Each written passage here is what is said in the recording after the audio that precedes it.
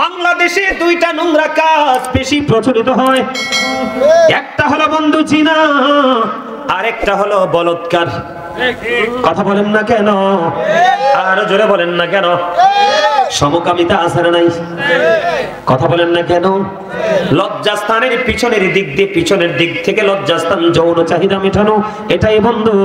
এটা তো ছিল লূত আলাইহিস সালামের জামানায়, এটা তো আখিরি নবীর জামানায় আসার কথা না। আল্লামা ইবনে হাজার আসকালানি হাসান ইবনে জাকওয়ান থেকে তিনি বর্ণনা করেছেন, তোমরা ধনীদের সন্তানের সাথে মেলামেশা করিও না। কি করিও না? কথা বলে না। ওমা, আপনারা কি আমার কথা বোঝেন না? আমি ছেড়ে দিচ্ছি, বিরক্ত হইেন না, এখনই ছেড়ে দিচ্ছি। বন্ধুরে আমার, হযরত আবু যর রাদিয়াল্লাহু তাআলা আনহু থেকে হাদিস কানা বর্ণিত, আপনাদের এলাকায় গাছের পাতা ঝরে নেই? কথা কয় না কেন? আমার নবীজি বললেন, শীতের দিনে রাসূল বের হলো, বের হওয়ার পরে নবীজি চাইয়া দেখলেন গাছের পাতাগুলো বন্ধু বিরামহীন ভাবে ঝরে ঝরে পড়ে। এই দৃশ্য দেখার পরে, যুবক তোমরা শোনো, আমার যত টেনশন তোমাদেরকে নিয়ে, কারণ তোমরা ইসলাম থেকে দূরে চলে গেছো, বেঈমানকে তোমরা আপন করে নিয়েছো। নবীজি গাছের ঢাল ধরলেন, ধরে আবার আবু যরকে একটা ডাক দিলেন। আবু যর উত্তর দিলেন, লাব্বাইকা ইয়া রাসূলুল্লাহ। আমার নবী বললেন, রে আবু যর, তুমি চাইয়া দেখো শীতের কারণে গাছের পাতাগুলো যেমনি বিরামহীন ভাবে জোরে জোরে পড়ছে, ঠিক তেমনি ভাবে আল্লাহর কোন বান্দা যখন নামাজের মাধ্যমে আল্লাহর কুদরতি কদমে সিজদা লাগাইয়া দিয়ে নামাজ পড়বে, ওই শীতের দিনের গাছের পাতার মতো তার জীবনের সবগুলো গুনাহ ঝরে পড়ে যাবে। এটাও নবীজির হাদিস, ওইটাও নবীজির হাদিস। কথা কন না কেন? তার মানে হলো, নামাজ যদি তুমি নামাজের মতো পড়তে পারো, নোংরামি কখনোই তোমার কাছে প্রিয় হবে না। আর নোংরামি যদি তোমার কাছে প্রিয় হয়ে যায়, তাহলে কখনোই আমল তোমার কাছে প্রিয় হতে পারে না। কারণ ইমানদার আর মুনাফিক কখনো এক হতে পারে না। কথা বলেন না কেন? ভালো মানুষ এবং খারাপ মানুষ কখনো এক হতে পারে না। আমার কথা কন না, বুঝেন না? আমার কথা বুঝতে পারছেন? আরো জোরে। এখন টিভি খুললে দেখা যায় অনেক নোংরামির খবর। আমরা যদি সত্যিকারের নামাজি হতাম, আল্লাহ ওয়ালা হতাম, তাহলে কি এই নোংরামির খবর আমরা পাইতাম? আমি আপনাদেরকে বলি, গতকালকে খবরের মধ্যে পাইলাম, একদিনে না জানি 2 দিনে, কয় দিনে জানি না, কি কোন টিভিতে জানি একটা খবর আসলো বন্ধু, 65টা নারীকে নাকি করেছেন, ধর্ষণ করা হয়েছে। এর মধ্যে একটা শিশু আছে 4র্থ শ্রেণীর। জোরে জোরে কন্যা নাউজুবিল্লাহ। 72 ঘন্টায় 65টা নারীকে ধর্ষণ করা হয়েছে। এই ধর্ষকরা কি কোনো মায়ের উদর থেকে আসে নাই? কথা বলেন না কেন? একজন প্রফেসর, একজন ডক্টর, তিনি বন্ধু ফেসবুকে একটা পোস্ট করেছিল। আমার একজন ছাত্র আমাকে দেখিয়েছে, হুজুর, একজন লেকচারার 100% এডুকেটেড পারসন একজন এই পোস্টটা করেছে, দেখেন। আমি বললাম কি, ওই দর্শকদের উদ্দেশ্যে তিনি একটা বক্তব্য দিয়েছে, রেপিস্টদের বিরুদ্ধে তিনি একটা বক্তব্য দিয়েছে। অনষ্ট চরিত্রের মানুষেরা, ক্যারেক্টারলেস পিপলেরা, তোমরা শোনো, কোন নারীকে ধর্ষণ করার আগে তোমরা মুখটা একটু ভালো করে দেখে নিও। হয়তো বা হতে পারে ওই নারীটা তোমার মা না হয়ে বোন। কথাটা ঠিক কিনা বলেন? আরো জোরে বলেন ঠিক কিনা? আরো জোরে বলেন ঠিক কিনা? আল্লাহ রাসূল বলেছে, কেউ যদি বাবার বয়সে কাউকে বকা দেয়, সে যেন তার বাবাকে বকা দিল। আমার রাসূল বলেছে, কোন মায়ের বয়সী কোন নারীকে যদি কেউ গালি দেয়, অপমান করে, সে যেন তার মাকে অপমান করলো। আপনি বলেন, কোন যুবক, কোন কুলাঙ্গার, কোন ক্যারেক্টারলেস ম্যান যদি, কোন চরিত্রহীন লম্পট যদি আমার কোন বোনকে বন্ধু দর্শন করে, তাহলে সে যেন তার বোনের দিকে আঙ্গুল তুললো। ঠিক কিনা বলেন? আমাদের বলেন ঠিক কিনা বলেন? কোন মায়ের বয়সী নারীকে যদি তুমি দর্শন করো, এইটা কিন্তু তোমার মায়ের দিকেও যায়, কারণ এই নারীটা তোমার মায়ের জাত। কথা বলেন না কেন? আমি আজকে এই বল্লাগের যুবক, আমি তোমাদেরকে বলি, তোমাদের সমাজের মধ্যে তোমরা শক্ত ইউনিটি করে তোলো। তোমরা হলে আগামী দিনের ভবিষ্যৎ। তোমাদের হাত ধরে আগামীর বাংলাদেশ এগিয়ে যাবে রে যুবক। টাকার জন্য আমি তোমাদেরকে বলি, আল্লাহর হাবিব বলেছে, তুমি যদি জানো কোন মানুষ ক্যারেক্টারলেস, চরিত্রহীন, লম্পট, ও বন্ধু, তুমি যদি জানো কোন মানুষ জালেম, তুমি যদি জানো কোন মানুষ অত্যাচারী, এটা জানার পরেও তুমি 500 টাকার জন্য, একটা ব্যাগ বাজারের জন্য, একটু সুবিধার জন্য যদি তুমি কিছু সময়ের জন্য যদি তুমি এই ক্যারেক্টারলেস ম্যানকে যদি তুমি সাপোর্ট দাও, রাসূল বলেছে তুমি আর মুসলমান থাকো না, তুমি মুসলমান থেকে খারিজ হয়ে যাবে। জোরে জোরে বলেন না নাউজুবিল্লাহ। আমি আপনাদেরকে বলি, আজকের বাংলাদেশে যে রেপিস্টটা প্রকাশিত হয়েছে, বন্ধু, চরিত্রহীন লম্পটেরা প্রকাশিত হয়েছে, তাদের কেউ না কেউ লিড দিচ্ছে। তোমার কথা বলেন না কেন? কেউ না কেউ তাদেরকে মদত দিচ্ছে। মনে রাখবেন, চুরি করার পরে মাল যদি লুকানোর জায়গা না থাকে, চোর চুরি করবে না। তার মানে অন্যায় করার পরে যদি প্রশ্রয় না পায়, সে কোনোদিন অপরাধ করবে না। আমার কথা ঠিক আছে নি? এই জন্য আমি আপনাদেরকে বলি, কোন মানুষকে বন্ধু হত্যা করা যাবে না, কিন্তু ধর্ষণ যারা করে, জিনা যারা করে, তাদেরকে হত্যা করা যাবে। কোন মানুষকে খুন করার বৈধতা নাই। আমরা মুসলিম কান্ট্রিতে বসবাস করি, ঠিক কিনা বলেন? আমার নবীজি বলেছে, এই দেশে কোন বেঈমানকেও যদি হত্যা করা হয়, সেই যেন গোটা জাতিকে হত্যা করলো। তাহলে খুনটা অত্যন্ত সেনসিটিভ একটা বিষয়, ঠিক কিনা? রাসূল বলেছে হত্যা করা যায় না, কিন্তু বন্ধু জিনা করনেওয়ালা, অসভ্য চরিত্রহীন লম্পটদেরকে হত্যা করা যাবে। কিন্তু আমাদের বাংলাদেশের আইনের খবর আমি জানি না, কেমন করে ধর্ষকরা জামিনে ছাড়া পায়। লজ্জা লাগে বন্ধু এগুলো শুনলে। আপনি মনে করেন না ঢাকায় হয়েছে, কুমিল্লা হইতে দেরি নাই। আমাদের কুমিল্লায় তনু হত্যা হয়েছে কিনা? ক্যান্টনমেন্ট এলাকায় তার চুলগুলো পর্যন্ত দর্শকরা ছিঁড়ে ছিঁড়ে তুলে নিয়েছে। এত নিষ্ঠুর কেমন করে হয়? ও বন্ধু, ফেনী সোনাগাজীতে নুসরাতরে কেমন নির্মম ভাবে বন্ধু চলছে দিয়েছে ওই ধর্ষকেরা। এটা হোক টিচার, হোক ডাক্তার, হোক এমপি, হোক মন্ত্রী, সবাই সম্মিলিত ভাবে ধর্ষককে বন্ধু প্রতিহত করতে হবে, অন্যথায় ওই ব্যক্তির মতো হবে আপনার আমার অবস্থা। আমার আল্লাহ জিব্রাইলকে বললেন, জিব্রাইল যাও যাও, অমুক অমুক শহর উল্টে দাও, ধ্বংস করে দাও। জিব্রাইল আল্লাহর অর্ডার নিয়ে চলে গেলেন। যাওয়ার পরে দেখলেন এখানে এমন একজন আল্লাহওয়ালা লোক, যিনি এক মুহূর্তের জন্য আল্লাহর নাফরমানি করে নাই। জিব্রাইল ওখানে গিয়ে ডাক দিলেন, আল্লাহ গো, এখানে তোমার এমন একজন প্রিয় বান্দা আমি পেয়েছি গো, সে জীবন একটা মুহূর্তের জন্য কে করে নাই, তোমার নাফরমানি করে নাই, আমি কি তাকে সহ হত্যা করে দিব? আমার আল্লাহ বললেন, হ্যাঁ, তাকে তো ধ্বংস করে যাও। আল্লাহ, কেন গো? ও মালিক, সে তো তোমার গোলাম। আমার আল্লাহ ডেকে ডেকে বলে, জিবরাইল রে, সে আমল করেছে ঠিকই, কিন্তু তার সামনে অনেক অন্যায় হয়েছে, অপরাধ হয়েছে, সে কোনোদিন অন্যায়ের প্রতিবাদ করে নাই, এই জন্য তার বেঁচে থেকে কোনো লাভ নাই, ওই জালেমদের সাথে তাকে পর্যন্ত ধ্বংস করে দাও। এই জন্য বন্ধু বলে, হুজুর, আমার সমাজে যিনি অন্যায় করে তিনি তো ধনী লোক। আমার আল্লাহ রাসূল শিখিয়ে দিয়েছে, তোমাকে অপশন দিয়ে দিয়েছে, তুমি টাকা দিয়ে জালেমের মোকাবেলা করো, তুমি যদি এটা দিয়ে না পারো, লাঠি দিয়ে মোকাবেলা করো। ও বন্ধু, সম্মিলিত ভাবে করো, কোনোভাবেই তুমি তাকে প্রতিহত করতে পারো না।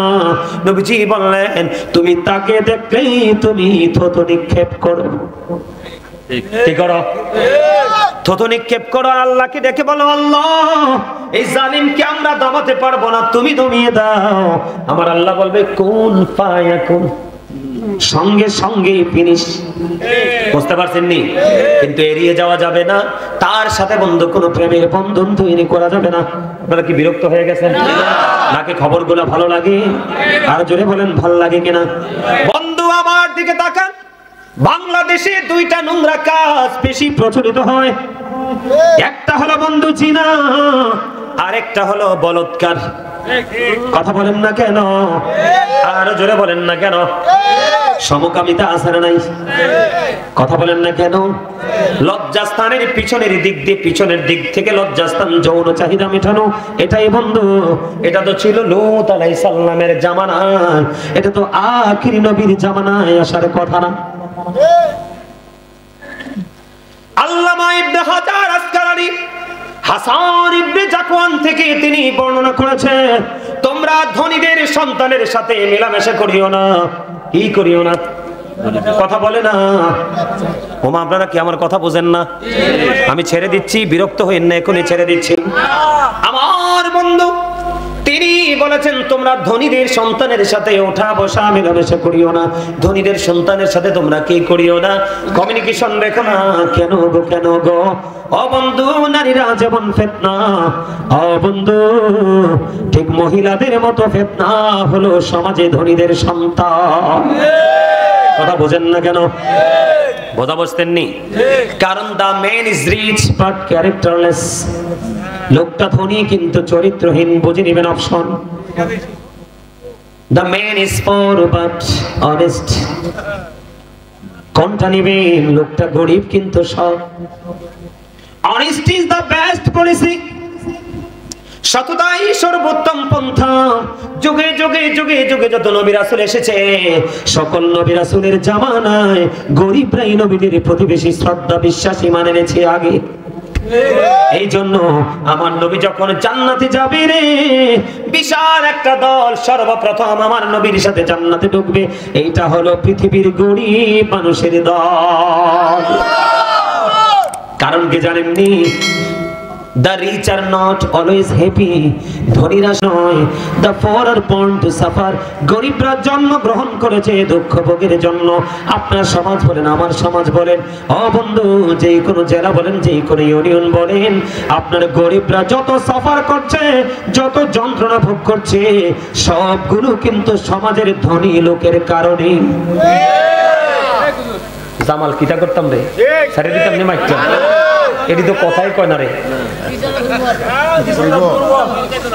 মনোযোগ দিয়ে শুনে আমার কথা কি আপনারা বুঝেন? বুঝলে আওয়াজ দেন না কেন? বলে সাফারটা কেমন করে বলেন? গরিবের বাড়ির আঙ্গিনায় পেরা কাটা ধনীদের কাজ। দেজাল লাগিয়ে গরিবের সম্পদ করে নিয়ে আসা ধনী লোকের কাজ। সুদের টাকা সমাজের মধ্যে ছড়িয়ে দেওয়া এটাও বড় লোকের কাজ। কথা বলেন না কেন? বন্ধু একজন এমপি হবে, একজন মন্ত্রী হবে, একজন এসপি হবে, একজন ডিসি হবে, এর মধ্যে একজন টেরর লাগবে, মানে সন্ত্রাস লাগবে। কথা বলেন না কেন? সন্ত্রাস লাগবে। এখন সন্ত্রাসীর কাজ হলো তার মন চাই শুধু জিনা করতে। আমি আপনাকে সব ধরনের সহযোগিতা করব, কিন্তু আমাকে সুযোগ করে দিবে ওই মেয়েটাকে আমি পছন্দ করি, তার সাথে আমি অবৈধ সম্পর্ক করব। এখন এমপি হওয়ার জন্য ওই গরিব বড় লোককে কি করলো? ডোনেশন দিয়ে দিল। গরিব তো মুখ্য চক্ষু লজ্জায় সমাজে বাঁচতে পারবে না, মুখটাও দেখায় না, আত্মহত্যা করে মারা যায়। ঠিক কিনা বলেন? কার কারণে? আপনি চাইয়া দেখেন, আমার রাসূল বলেছে পৃথিবীর বুকে কেউ যদি 1 বিঘা পরিমাণ জায়গা জোর করে কারো কাছ থেকে দখল করো, তোমাকে কাল হাসরের দিন আমার আল্লাহ 7টা পৃথিবী তোমার গলায় মালা বানিয়ে ঝুলাইয়া দেওয়া হবে। এটা বহন করে করে তোমাকে চলতে হবে। লা ইয়ামুত, মরতে পারবা না। People will not die that day, সেদিন মরতে পারবা না। ফিহা ওয়ালা ইয়াহইয়া, people will not be able to live that day, সেদিন মানুষ বাঁচতেও পারবে না।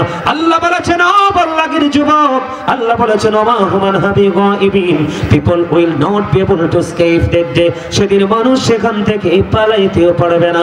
তুমি দৌড় দিবে। আল্লাহ বলেছেন, ইন্না বাতশা রাব্বিকা লাশাদীদ, the sieging of Allah is difficult, আল্লাহর ধর, আল্লাহর পাকড়াও বড় শক্ত। আল্লাহ শক্ত করে ধরবে, দৌড় দিতে পারবে না। ওয়াজ বুঝেননি? আমার জীবনে যেখানে যাই আমি দ্বিতীয়বার ওয়াজে যাই না, যাই না। এই কারণে আমি একদিনে ভালো করে আলোচনা করে আসি, বুঝাই আসি। এই ওয়াজ যদি বুদ্ধিমান হয় চিরজীবন স্মরণ রাখবে, আর স্টুপিড হলে কোনো লাভ নেই। ঠিক না? ঠিক। আরো জোরে, আরো জোরে, আরো জোরে, আরো জোরে। দিদি পান তোলে দে, মাঝি হেলা করিস না।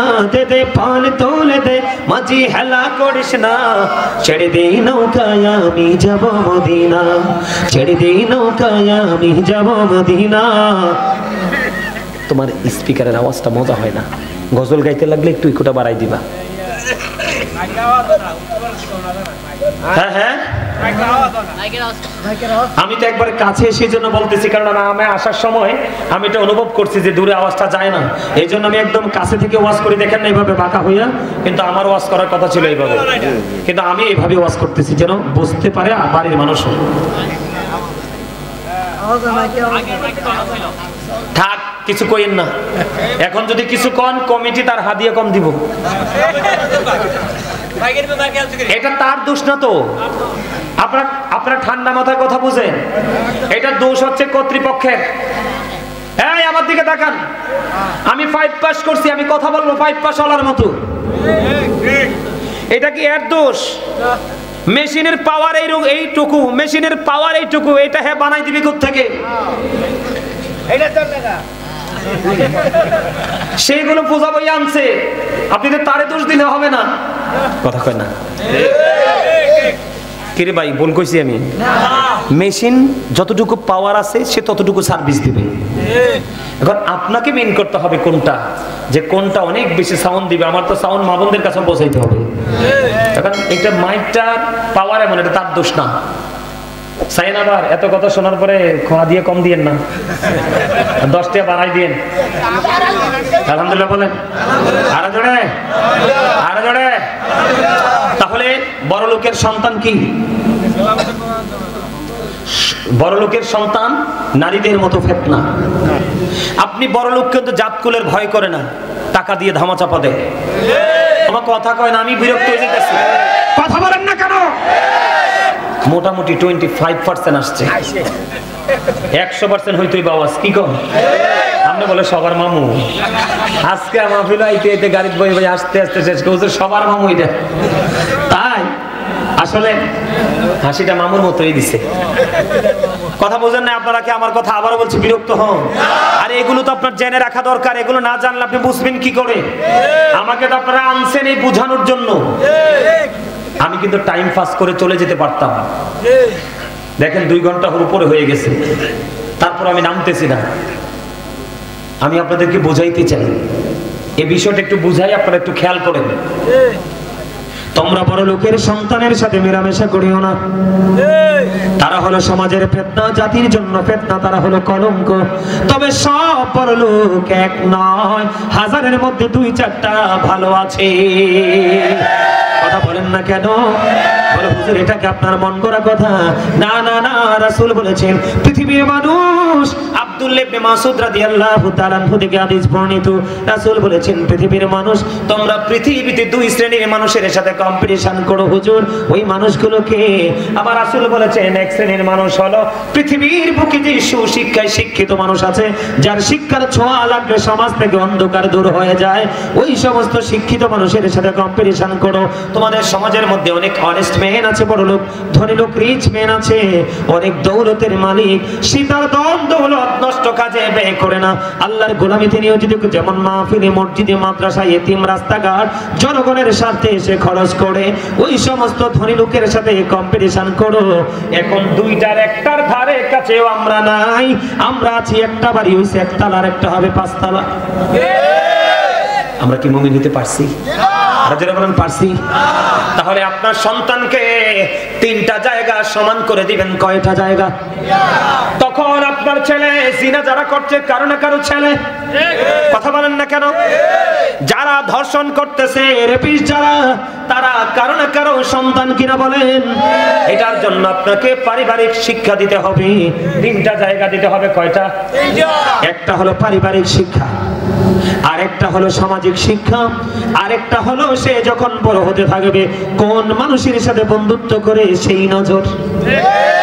3টা জায়গা সমান করে দেন, আপনার সন্তান কোনোদিন লাইনচ্যুত হবে না। আমার দিকে তাকান। বন্ধু, হযরতে সুফিয়ান সাউরি রাদিয়াল্লাহু তাআলা আনহু, তিনি গোসলখানায় ঢুকলেন। কোথায়? আরে এটা কি রাগ হয়ে নিতে গেছে? এদিকে আসো। আলহামদুলিল্লাহ। সমাজের মধ্যে নিয়ে এরকম 2-1টা ফলাফল যদি থাকে, সমাজ কখনো নষ্ট হতে পারে না। বুঝেন নাই? শিয়ালনির বাচ্চা 60টা, আর বাঘিনীর একটা চোখ মেলে চাইলে শিয়ালনি 7টা গর্ত না গর্তের তলদেশে ঢুকে। ন্যায় পরায়ণ একটা যুবকী সমাজকে একবারে ক্লিন করা যথেষ্ট। কথা বলে না কেন? আর জোরে। সুফিয়ান শাওরি রাদিয়াল্লাহু তাআলা, আমি জিনা ব্যভিচার নিয়ে কথা বলতেছি, বলৎকার নিয়ে কথা বলতেছি। সুফিয়ান শাওরি রাদিয়াল্লাহু তাআলা তিনি গোসলখানায় ঢুকলেন। গোসলখানার দরজাটা ফাঁক করে একটা টকটকে কিউট একটা বালক ঢুকে পড়ল গোসলখানার ভিতরে। এবার সুফিয়ান শাওরি একটা ডাক দিলেন ভিতর থেকে, ডাক দিয়ে বললেন, কে আছো, কে আছো, এদিকে চলে আসো। আমার গোসলখানায় ছোট্ট একটা বালক ঢুকে পড়েছে, তাকে তাড়াতাড়ি বের করে নাও। কারণ কি? কারণ কি? তার কারণ হলো আমাদের সমাজের মধ্যে অনেক কিউট ছেলে থাকে কিনা, ওই ছেলেকে, কিউট ছেলেটা 8 বছর 10 বছর 12 বছর যত বছরই হোক, 6 7 8 10 12 বছর এই বয়সে কখনো কোন প্রাপ্ত ছেলের সাথে আপনি নির্জনে যাইতে দিবেন না, কি করতে পারবেন না। সুফিয়ান শাওরি রাদিয়াল্লাহু তাআলা বললেন, একটা মেয়ের সাথে থাকে একটা শয়তান কয়টা? কথা বলেন না কেন? একটা নারীর সাথে থাকে একটা শয়তান, আর একটা কিশোর বয়সের একটা ছেলের সাথে থাকে 10টা শয়তান। কারণ রাসূল বলেছেন, দুইজন যখন অপরিচিত থাকে এর মধ্যে তিনজনের তৃতীয় হলো শয়তান। এই জন্য সুফিয়ান শাওরি বলেছেন, অত্যন্ত কিউট অত্যন্ত সুন্দর একটা বাচ্চা বালক আমার গোসলখানায় ঢুকলো, বের করে নাও, বের করে নাও। তাহলে এতে বোঝা যায় মেয়ে না শুধু ছেলেদেরকেও কিউট হলে উপযুক্ত ছেলেদের সাথে নির্জনে যাইতে দেওয়া যাবে না। আমার রাসূল আবু সাঈদ খুদরি রাদিয়াল্লাহু তাআলা আনহু থেকে হাদিস খানা বর্ণিত, তিনি বললেন, আপনারা আমার প্রাণের রাসূল বললেন, তোমরা একজন নারী আর একজন নারীর লজ্জাস্থানের দিকে তাকাইও না, একটা পুরুষ আর একটা পুরুষের লজ্জাস্থানের দিকে তাকাইও না।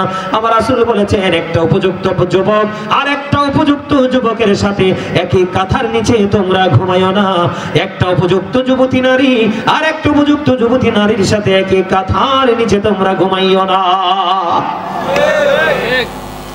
এই সিস্টেমে চললে কোনোদিন জিনা ব্যভিচার হবে না।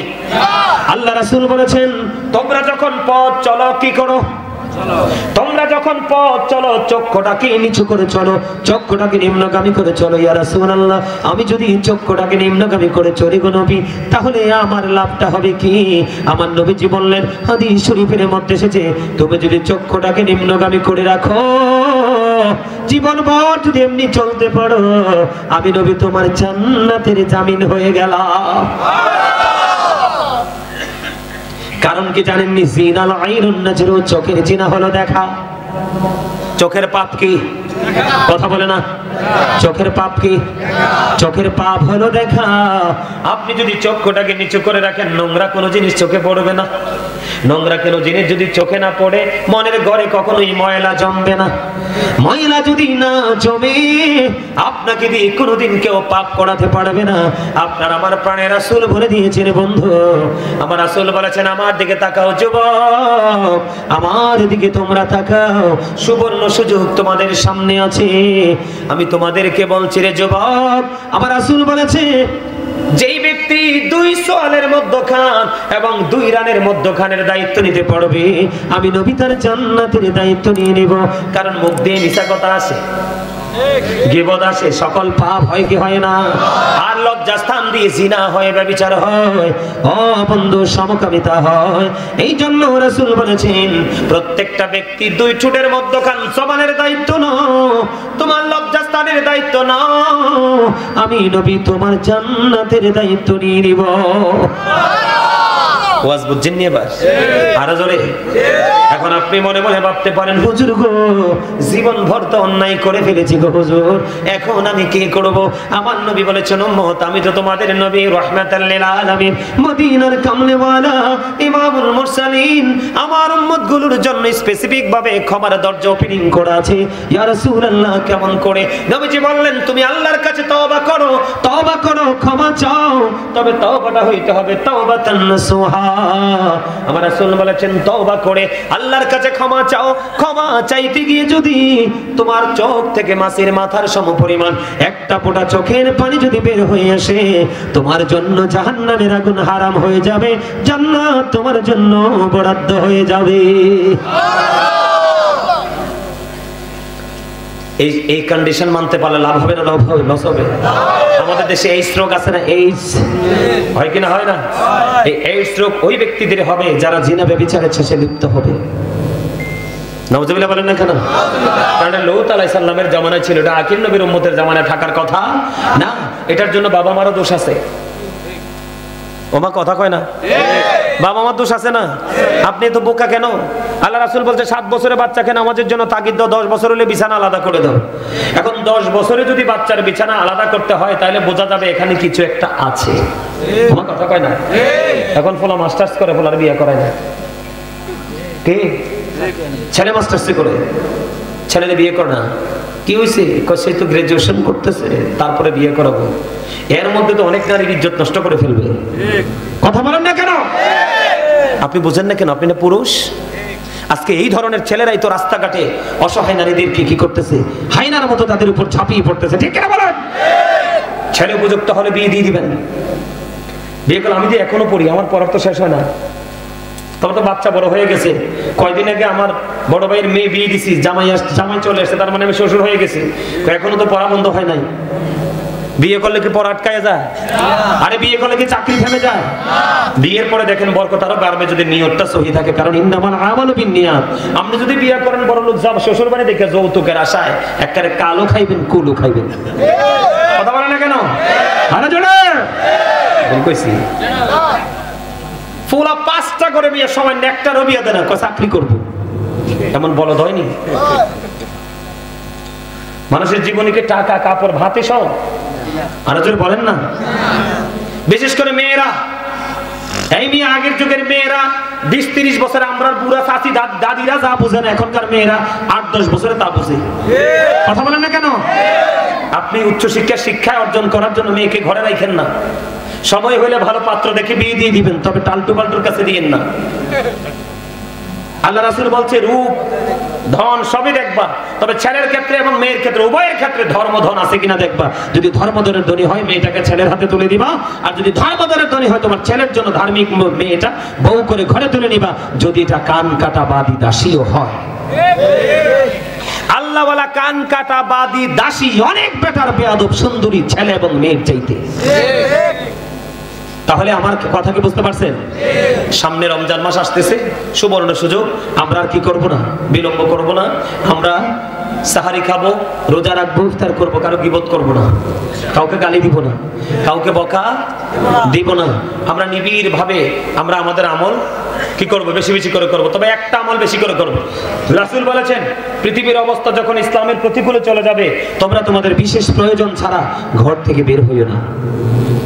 ও কারণে ঘর থেকে বের হয়ে সময় দিয়েন না, একটু পড়াশোনা করবেন। রাসূল বলেছেন কেউ যদি 1 ঘন্টা বা কিছু সময় পড়াশোনার মধ্যে, দিনের শিক্ষা অর্জনের মধ্যে নিজেকে নিয়োজিত রাখে, সে যেন সারা রাত ইবাদতের মধ্যেই রইল। কেউ যদি একদিন দিনের শিক্ষা অর্জন করার মধ্যে নিজেকে নিয়োজিত রাখে, সে 3 মাস রোজা রাখার সমান সওয়াব তার আমলনামায় ঢুকলো। সম্মানিত উপস্থিতি, আবার যদি নতুন কোথাও দেখা হয়, নতুন বিষয় নিয়ে হাজির হয়ে যাব। আলোচনা অনেক হয়ে গেছে, 2 ঘন্টার উপর আলোচনা হয়ে গেছে। সম্মানিত উপস্থিতি, আপনারা কি নবীজিকে দাঁড়ায় সালাম দেন? আমি নবীজিকে একটু দাঁড়ায় সালাম দেব। সালাম দেওয়ার পরে বসবো মোনাজাতের আগে। আজকের মাহফিলে আমাকে যিনি ইনভাইট করেছেন প্রফেসর ইমান হোসেন, উনি আজকে আপনাদের সামনে সমাপনী বক্তব্য দিবে। আপনারা একটু কথা শুনবেন। চলে যাবেন না থাকবেন? আরো জোরে বলেন, থাকবে? ঠিক আছে। আমার আল্লাহ আল্লাহ আল্লাহ লা ইলাহা ইল্লাহ, আল্লাহ আল্লাহ আল্লাহ লা ইলাহা ইল্লাহ। সশরীরে জিন্দা নবীজি সোনার মদিনায়, আসুন সবাই দাঁড়াইয়া সালাম জানাই নবীজি। লা আল্লাহ লা ইলাহা ইল্লাল্লাহ ইয়া নবী সালাম আলাইকা ইয়া রাসূল।